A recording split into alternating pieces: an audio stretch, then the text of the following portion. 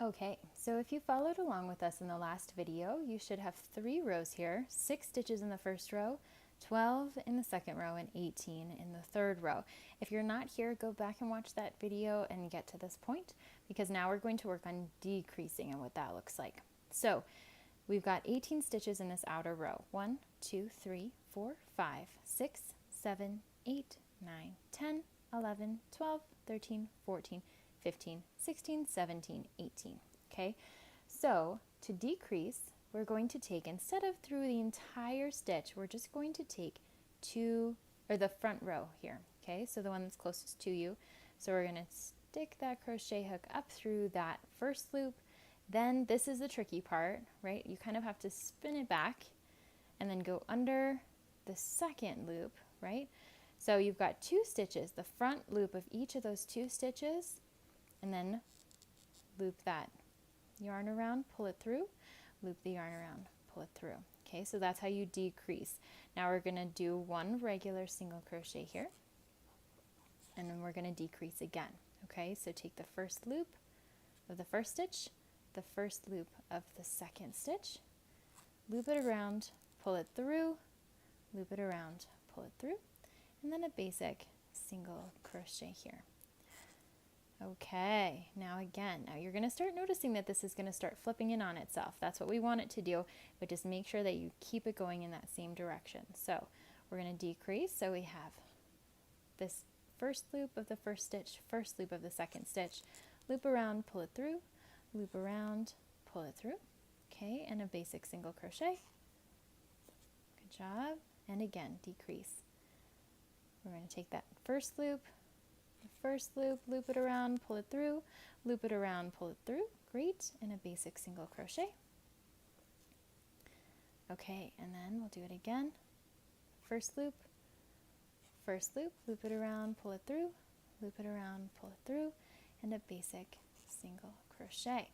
Now let's count and make sure that we did it right. So we should have 12 stitches here. 1, 2, 3, 4, 5, 6, 7, 8, 9, 10, 11, 12, 13. We have 13. That means we need to do 1 more, right?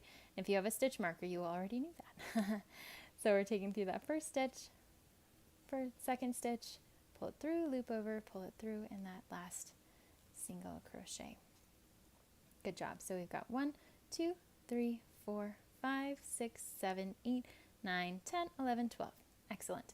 So now this next row, we're going to decrease on each of them so that we get down to 6 again.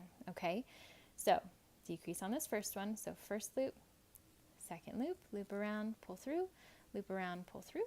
Next one, first loop, second loop, around and through, around and through. Again, loop, loop, around and through, around and through. Then we go loop, loop, around and through, around and through. Then loop, loop, around and through, around and through.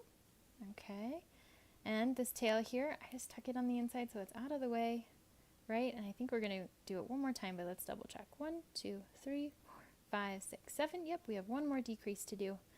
Okay, so we have 1 here, 2, loop around, pull it through, loop around, pull it through. Okay, nice job. So then you've got 6 stitches there, and what you can do here is you can keep decreasing until it gets all the way tight to the end, or you can stop here and you can do a slip stitch. So a slip stitch is something that you'll use a lot in amigurumi. So what you'll do is go through the entirety of that stitch, okay, loop around, pull it through. Now instead of pulling it through all the way, okay, we're going to loop it through, pull it through just like you do for a single crochet, but you're going to trim this end and you're going to pull it all the way through, okay? So basically it just makes it so that it ends up terminating your craft there, right? So we made a circle here. You're going to go ahead and clip this with your scissors. Okay, you're going to pull this one around and through, and just boop all the way through.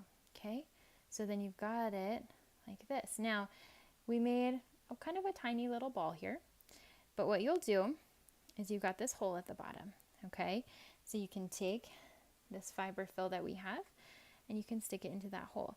Often I'll use the back end of my crochet hook, not the kind that's got the hook on it, but the bottom part, because then it kind of gets it into that hole nice and tight, right, without you stretching it with your finger. Okay, so then the amount of fiber fill you put in here, it is based on how firm you want this to be. So if you want it to be a pretty firm ball, you want to put a lot of fiber fill. If you want it to be kind of soft, you want to put not as much.